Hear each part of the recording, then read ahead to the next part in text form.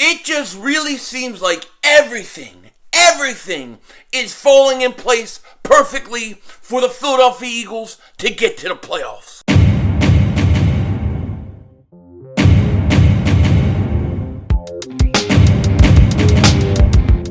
Dallas still stinks. You're right the way, King Dingbat here, and I hope everybody's having a great football Friday. Hope you guys are doing well, and it is also New Year's Eve. So let me first take this second to wish each and every one of you guys, whether you're an Eagles fan, a Cowboys fan, a Giant fan, whether you hate my guts or not, I want to wish each and every one of you guys, your family as well, a happy New Year's. I hope you guys have a wonderful night, a wonderful New Year's, and let's get 2022 going. Let's get it going. I got a lot of things I got to accomplish. No question about it. This is a big year. I got a big fight coming up in June, and I got to be ready. The babyface assassin, Mr. Denzel Washington. Big goal for me. I got to take the weight off. I got to try to get in shape. It's getting to the point where it's like now or never. I keep saying I'm going to do it, but then I never do it. I got to toughen up, be a man, and get it done. That's my goal this year. I'm not a big resolution guy. New Year's resolutions, I don't do all that. But that is one of my primary goals. I got some other stuff to do. We got other things to accomplish. No question about it. But for my Philadelphia Eagles, and this week, we got a simple task at hand. Beat the Washington no-names. Beat the Washington mother-humping no-names. Take them out. You have to take them out because if you do that, most likely you're going to the playoffs. I really think that the Eagles are in a great spot this week to make the playoffs, to actually clinch a playoff berth this week, okay? To me, the hardest thing, the biggest thing that the Eagles have to get done, the biggest thing that has to go our way is we have to take care of our own business. We have to go out and beat Washington because, look, I don't feel comfortable playing Washington this week. I don't feel comfortable in that. And this is the same feeling that I express that Cowboy fans get all upset about and they get offended and they think I'm saying that the Eagles are just going to go and beat Dallas and that's the way it is. It's not what I'm saying. The same thing that I say about the Cowboys is how I feel this week about the Eagles, okay? When it comes to a divisional opponent, who has no pressure on them, you can never feel comfortable about that, okay? You never know how division games are going to go. And the Eagles, just like I say about the Cowboys, if they play the Eagles in the first round of playoffs, it's dangerous. It's dangerous for the Eagles this week versus Washington. Okay, Washington is not better than the Eagles. Washington is not as good as the Eagles. The Eagles should not lose this game. But just because you're better on paper, just because you're more talented, just because you're more healthy, doesn't always mean you win. Especially when you play division opponents.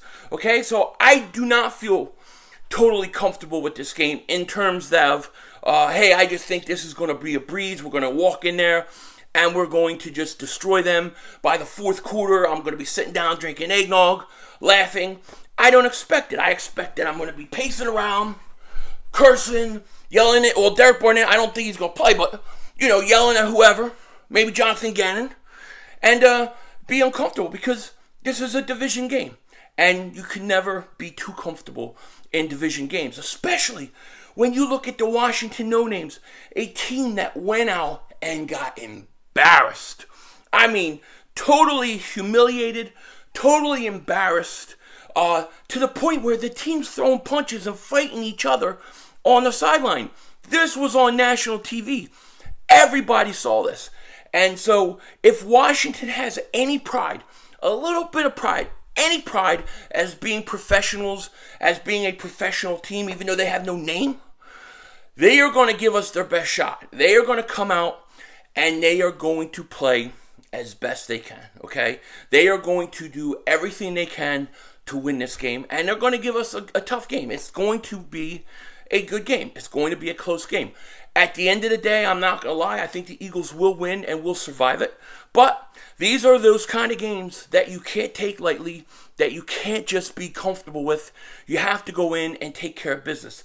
This is the same kind of thing I explained to why I want to play Dallas in the first round, because they would be in a situation like us. So the Eagles got to take care of business. Now, Washington's getting 26 people back from the COVID list, okay, from testing positive, the reserve. They're back. Antonio Gibson is out. Most likely he's going to be out. He tested positive along with Eric Flowers, their starting guard. And I think that's a major loss for Washington, because to me, really, the two explosive players on the team are McLaurin and Gibson. Okay, now you're going to take Gibson out. You already have McKissick. He's not going to play. So they have Jared Patterson and Wendell Smallwood. All right, Wendell Smallwood. I would have changed my last name so quick. Smallwood. Dude, I would have changed it to Gigantic Wood. You know what I'm saying? Jeez. But anyways, they got to play. Well, I guess in some ways it could work for Wendell Smallwood, right? Like if you're pretty good down there, you're well endowed and all that, you know, and you go out and a girl's like, oh, what's your last name? Smallwood. She may have low expectations. You know what I mean? So when the moment comes, matrimonial duties, she'll be pleasantly surprised. So maybe it works in his benefit. I didn't think about that. Interesting. Anyways, I'm getting off topic here. What I was trying to say was that they lost Gibson, they lose McKissick, they have Jared Patterson and Wendell Smallwood. So I'm not scared of their running game. Okay, I'm not scared of Heineken. You could call him Heineke, whatever the hell you want to call him. He's Heineken. Okay, like the beer. So I don't even know how comfortable Rivera feels with Heineken. I mean, he's talking about the possibility of playing Allen or putting him in at times. So it's going to be very, very interesting. Are the Washington no-names going to pull all their players and pay us back for last year? That's the question. Are they going to pay us back for last year? We'll see. But, I mean, really, offensively, I think this is just Jonathan Gannon's thing to lose. If he comes out and he gives too much respect to Heineken and lets him throw all over the field and he's 13 or 15, it's going to be ridiculous. Blitz the guy, attack the guy. Don't be worried about their run game. Tee off, man. Man-to-man, play up. Worry about McLaurin, of course, and then go after Heineken. I don't think they have a run game. And here's the thing. They can't stop our run game. They can't stop our run game. Yes, we're without Miles Sanders, and we're going to be probably until the playoffs if we get in. However, I don't care who your running back is. I mean, we got enough decent running backs. It's the offensive line, that mother-humping offensive line that makes us go. I mean, that is one hell of an offensive line. If you think about the left side of that line with Jordan Mailata and Dickerson, I mean, they're set for the next 10 years. We got to build the right side of the line. I think interior, we need another right guard. You may need a center in the future, but that's all future talk. Right now, this offensive line is our bread and butter.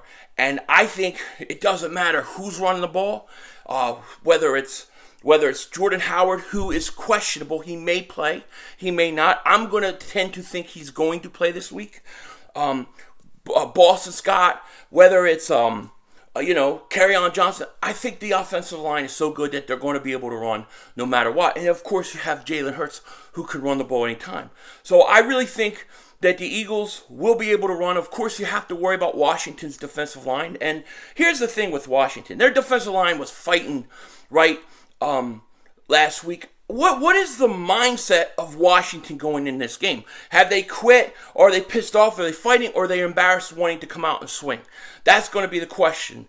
But I think the Eagles should be able to run the ball. I think there's going to be plays to be made for Devontae Smith. I think Devontae Smith is going to break Deshaun Jackson's record this week. That's what I really think. So we'll see. But it should be really interesting. I don't expect this game to be a blowout. I don't expect the Eagles to just go in and walk all over Washington. This is going to be a fight, a dog fight, but the Eagles should win at the end. The Eagles are playing for a lot more than the Washington no-names, which creates more pressure on the Eagles, less on Washington. However, if the Eagles take care of business, I think it's going to be a tough-fought game.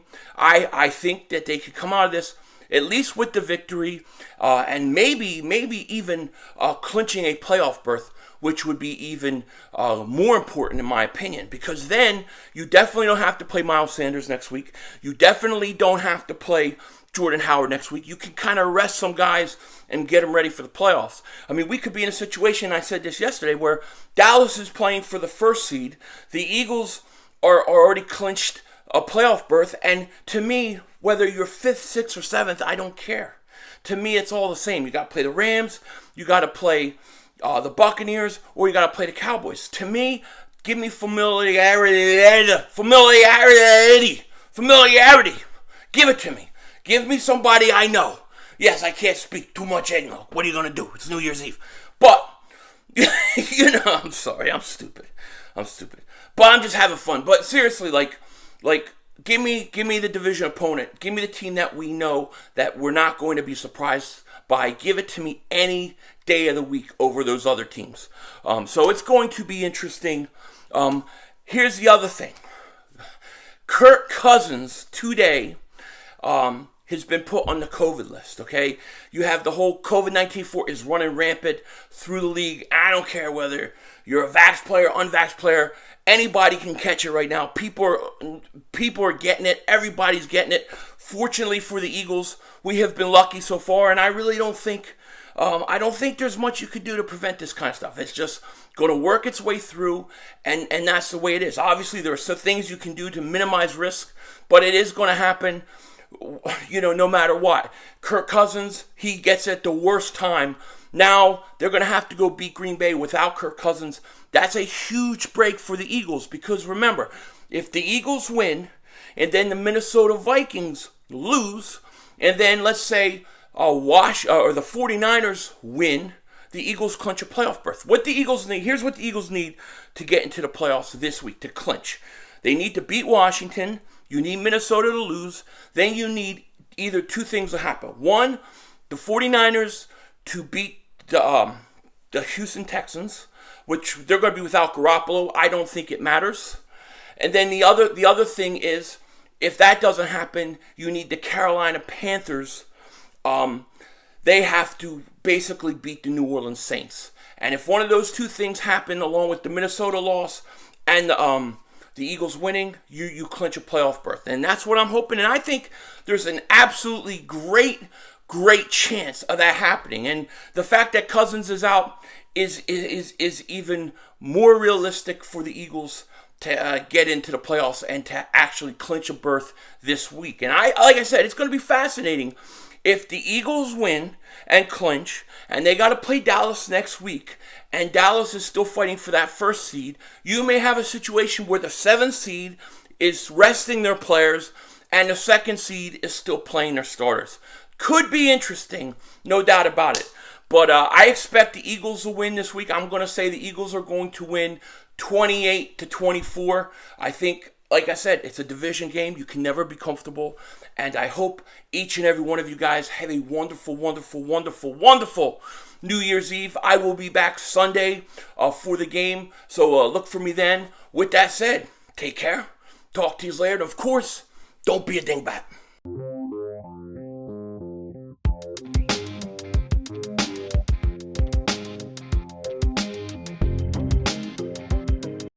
All right, so this is going to be a little different, right? These post-credit scenes, you never know what I'm going to talk about. It doesn't have to be sports. And today it's not going to be, okay? Now, I got to say this. Growing up, I was the biggest fan of the DC universe over the Marvel universe, right? Guys like Superman, Batman, Wonder Woman, Green Lantern, The Flash.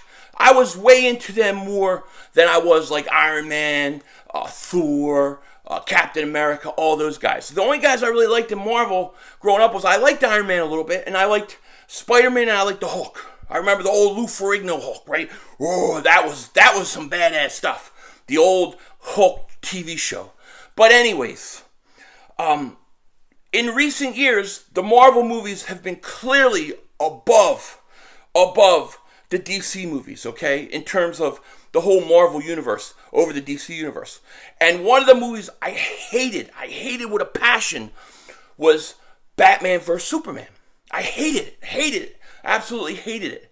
And the reason I hated it was because it didn't really make sense to me, a lot of things. Well, I went back and I watched the extended version of it. I totally see Batman vs. Superman differently. Like, totally see it differently. Like, Batman vs. Superman Dawn of Justice is good. It's actually really good when you understand what the hell's going on. You know, it's like the same thing with the Snyder Cut.